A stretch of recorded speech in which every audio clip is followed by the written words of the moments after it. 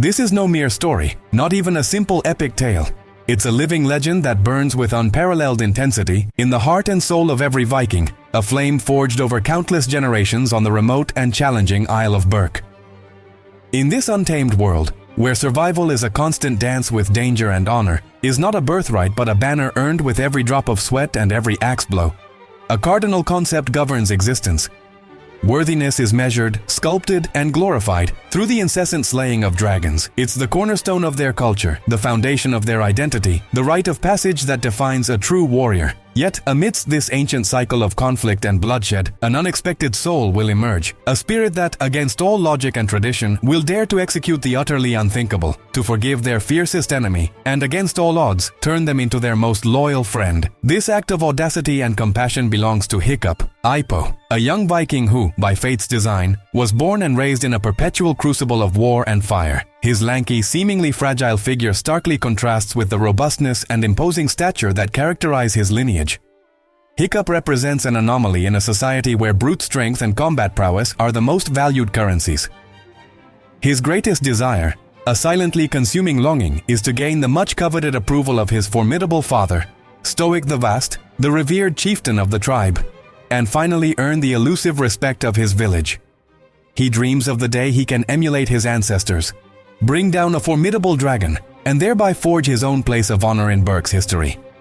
Hiccup's epic begins to unfold during one of the innumerable and brutal dragon raids that besiege Berk. The sky darkens with winged silhouettes, the air fills with the roar of their cries and the crash of collapsing homes. In the midst of this visceral chaos, Hiccup perceives his opportunity, a fleeting glimmer of hope to transcend his perceived insignificance.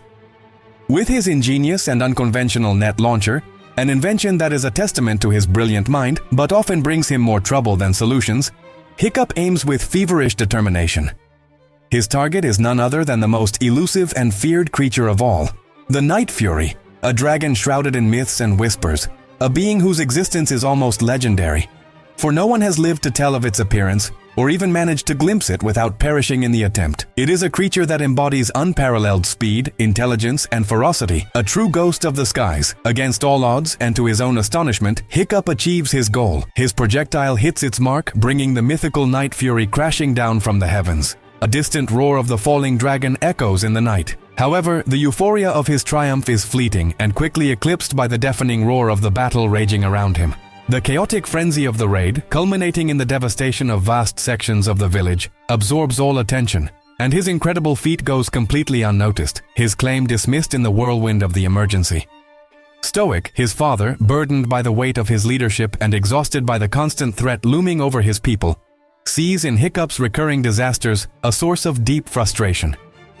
In an attempt to channel his son's energies towards something useful and mold him into the Viking form, Stoic imposes a path that Hiccup, ironically, no longer wishes to tread.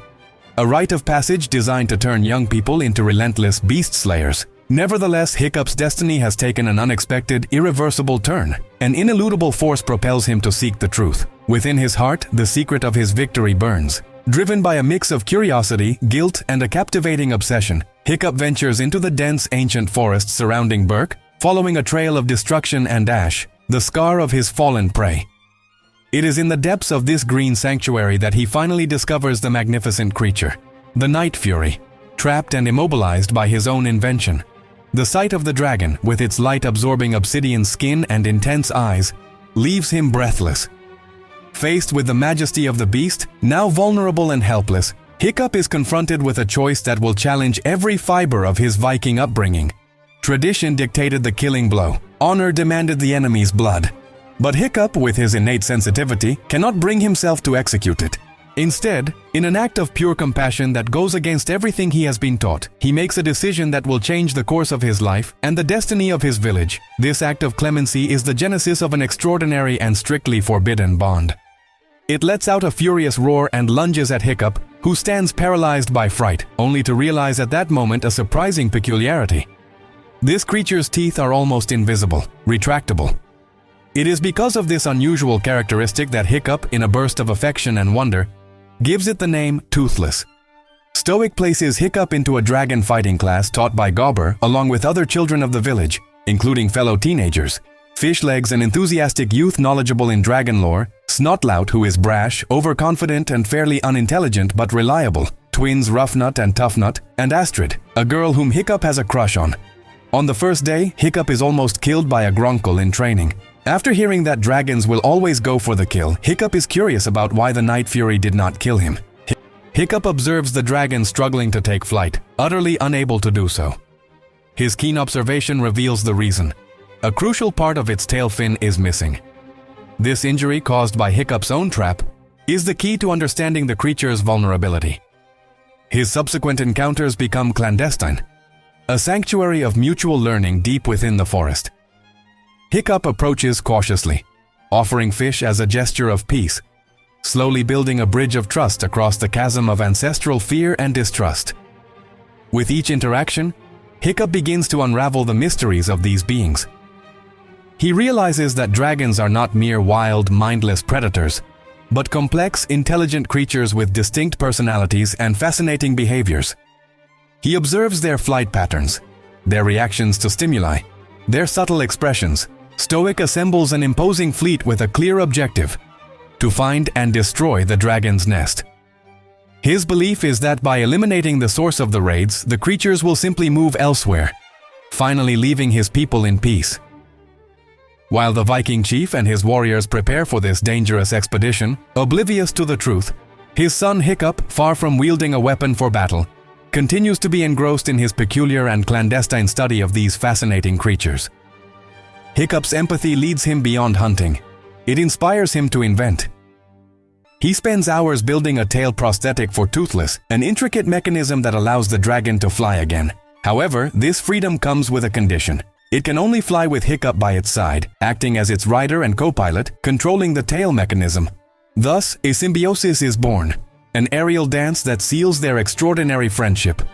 Hiccup's hidden life with Toothless grants him unprecedented knowledge about the nature of dragons. This wisdom, unattainable for any other Viking, becomes his secret weapon in the training arena. There, Hiccup astonishes his peers, including the fierce and competitive Astrid, his secret crush, and perplexes Gobber, his instructor, by effortlessly taming the most formidable beasts.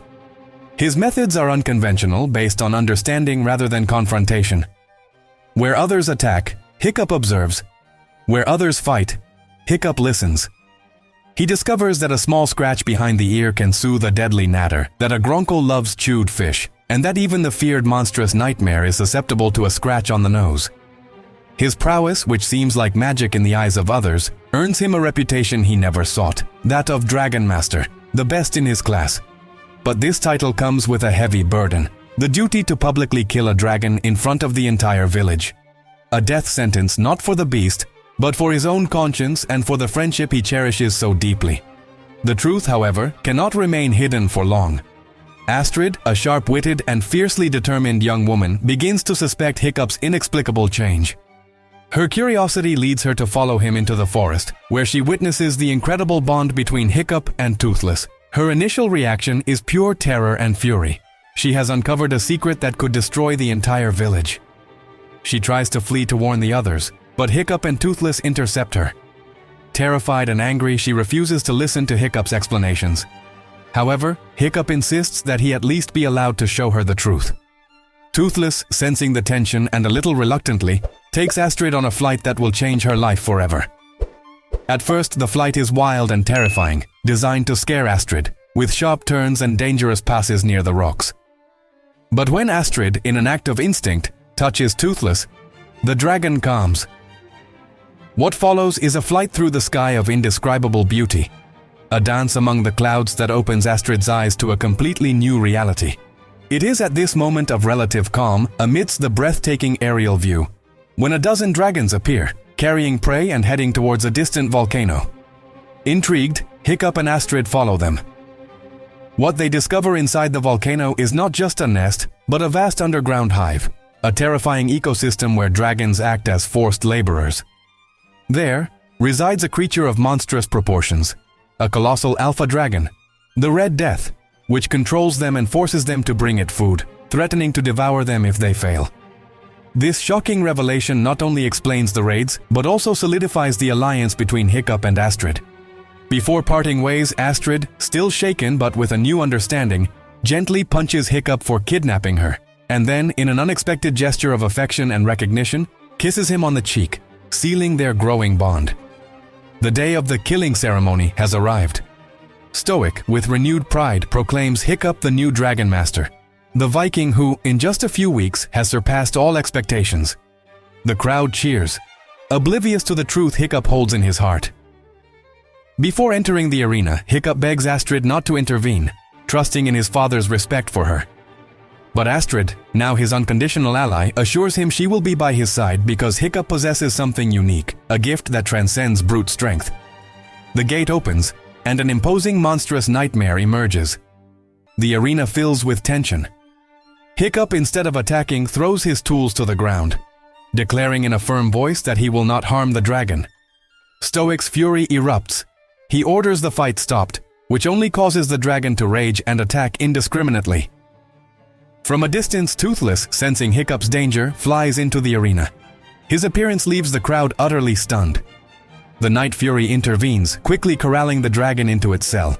But instead of being cheered, it's surrounded by Vikings. Stoic, overwhelmed by rage and grief, orders Toothless chained with the other captured dragons. Hiccup pleads with his father to release Toothless, desperately trying to explain the truth about the Red Death.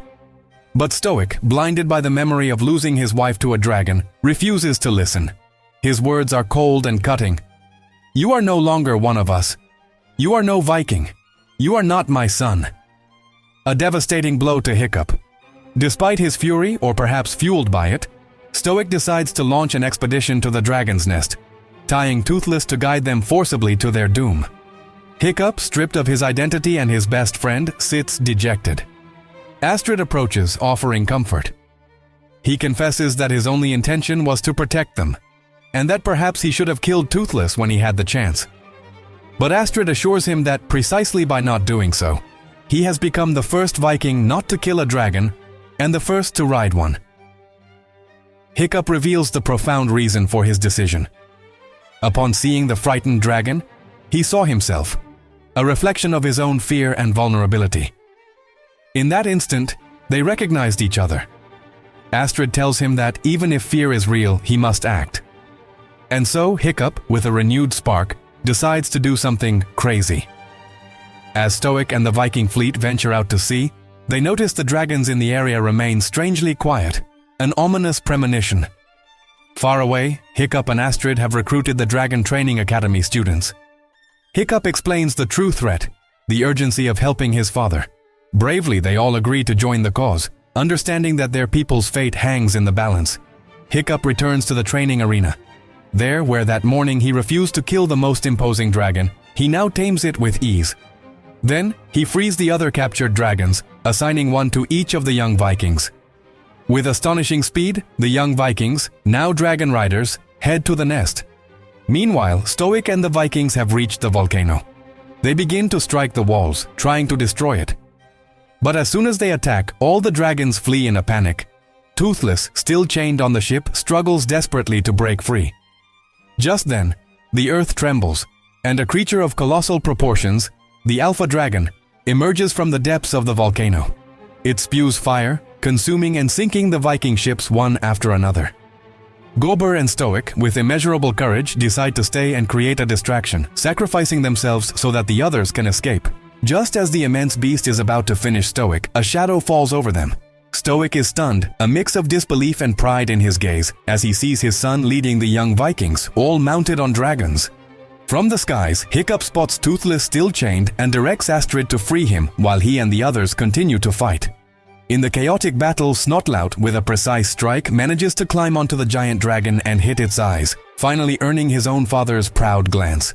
Toothless, still chained, falls into the water. Hiccup dives to rescue him, but the water's force is immense. At that crucial moment, Stoic intervenes, pulling Hiccup from the water and then returning for Toothless. Once freed, Toothless doesn't hesitate to pull Stoic from the water. Hiccup quickly mounts Toothless. Before leaving for the final attack, Stoic confesses to his son that everything he did was to protect him. Hiccup, with a maturity that transcends his age, replies that now he will protect him. Then Stoic utters the words Hiccup had longed for his entire life. "No matter what, I'm proud to call you my son." A bond, once broken, is sealed in that moment with unbreakable strength. Meanwhile, Astrid's dragon gets trapped in the alpha dragon's mouth. She, with admirable bravery, lunges to cut its teeth, putting herself in grave danger. Hiccup and Toothless, seeing her, fly to her rescue. The Vikings watch in astonishment as an epic aerial battle unfolds, a ballet of fire and skill in the skies. Hiccup and Toothless soar above the clouds, guiding the dragon to attack the beast's wings, severely damaging them. They don't realize that Toothless's artificial tail has begun to burn, but the dragon continues fighting. Finally, they manage to defeat the Red Death in a devastating explosion. However, in the process, Hiccup falls into the void, and Toothless, despite his damaged tail, dives without hesitation after him. Silence hangs over the battlefield as the smoke clears. Stoic, desperate, searches for his son. He only finds Toothless, gravely injured, lying on the ground. Stoic's heart sinks, devastated. Gradually, the other Vikings and the young ones approach, moved by the grief. Astrid and Gobber arrive, and Astrid places a hand on Stoic's shoulder, bursting into tears. But then, a miracle. Toothless slowly opens his wings, and there, safe, lies Hiccup, unconscious. The dragon protected him with his own body, saving him just in time. The news spreads like wildfire, filling everyone with joy. Vikings and dragons, once enemies, now united by a bond of awe and gratitude. Stoic, with a full heart, deeply thanks Toothless for saving his son's life. Later, Hiccup wakes up next to Toothless. He discovers that, as a consequence of the explosion, he has lost a foot. Gobber, with his practical ingenuity, has made him a replacement prosthetic. Hiccup accepts it with composure and begins to practice walking with it, while Toothless, faithful as ever, accompanies him, even helping him reach the door. Upon opening it, Hiccup is surprised to see that the entire village has changed. Humans and dragons now live in harmony, a peaceful coexistence that seemed impossible. Stoic approaches Hiccup, hugs him with pride, and confesses that his flight back, on the back of a dragon, was quite an experience. Astrid appears, gently punches Hiccup for scaring her, and then kisses him passionately for everything else, for having changed their lives. Stoic, with a smile, comments that all that was needed was a little more Hiccup. Gobber, ever practical, interjects to remind everyone that he was the one who made Hiccup's prosthetic, and who found his plans and rebuilt Toothless's tail. Together, Hiccup and his dragon Toothless, with their new prosthetics, happily soar through the skies of Berk. And so, this story, born from the courage of a young man who chose compassion over confrontation, becomes the legend of a new era for Berk, where humans and dragons are no longer enemies, but family. Peace has been forged by the bravery of a heart that defied all expectations and found true strength in friendship.